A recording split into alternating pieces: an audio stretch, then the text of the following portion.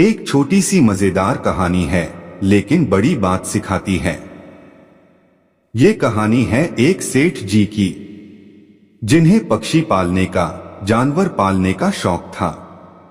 उन्होंने घर में तोता रखा हुआ था और उनके घर में मुर्गा था और बकरी भी थी। कहीं से उनके घर में एक चूहा आ गया था, बस वही समस्या की जड़ था। सेठानी इस बात से परेशान थी कि चूहा तो कपड़े कुतर देता है। दिवाली का त्योहार था। सेठ जी जो है अपनी मैडम के लिए एक बढ़िया सी साड़ी लेकर आए और चूहे ने अपने आदत के मुताबिक अपना काम किया। उसने साड़ी में एक बड़ा सा छेद कर दिया। सेठानी ने जब अपनी नई साड़ी को देखा तो आग बबूला हो गई और सेठ से कहा कि आप इस चूहे को पकड़िए। सेठ जी ने शाम में ही चूहादानी लेकर आ गए और वह जो चूहा था वह डरने लगा, घबराने लगा कि अब तो मैं इसमें कैद हो जाऊंगा और मुझे यहाँ से बाहर फेंक देंगे।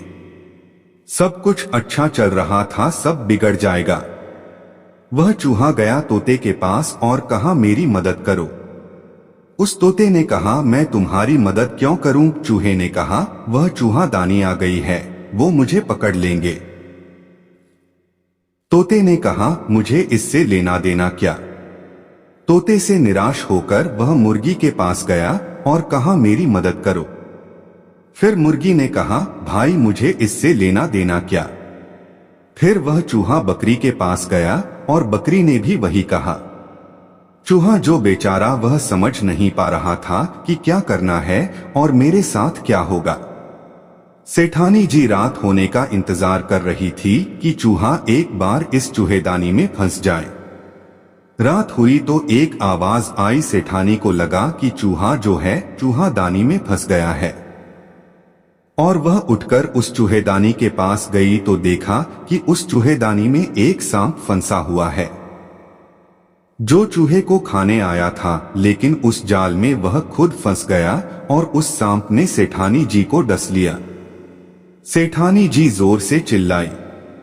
सेठ जी की आंख खुली तो जाकर के देखा कि सेठानी जी को सांप ने डस लिया है।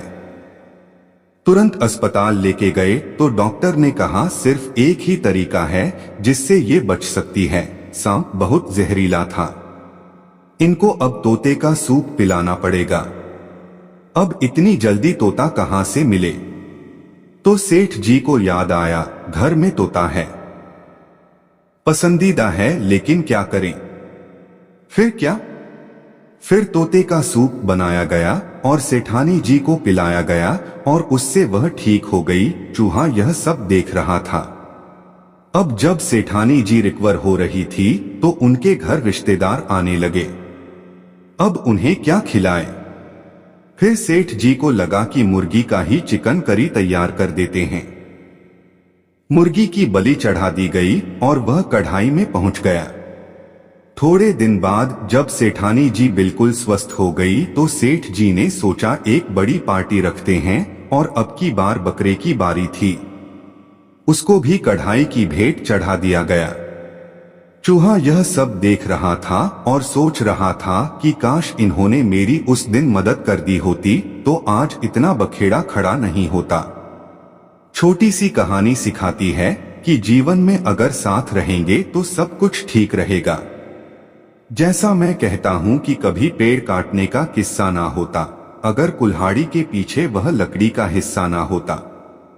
यूनिटी में सबसे बड़ी ताकत है। याद रखिए, अपने सिर्फ तस्वीरों में नहीं बल्कि तकलीफों में भी साथ खड़े होते हैं। तो दोस्तों, इस प्रकार ये कहानी समाप्त होती है। मैं आशा करता हूं कि आपको ये कहानी पसंद आई होगी और यदि आप इस चैनल HM कहानियां पर नए हैं तो चैनल को सब्सक्राइब कर वीडियो को लाइक एवं शेयर जरूर करें। और आपको इस कहानी से और क्या क्या सीख मिली है कमेंट बॉक्स में जरूर बताएं। धन्यवाद।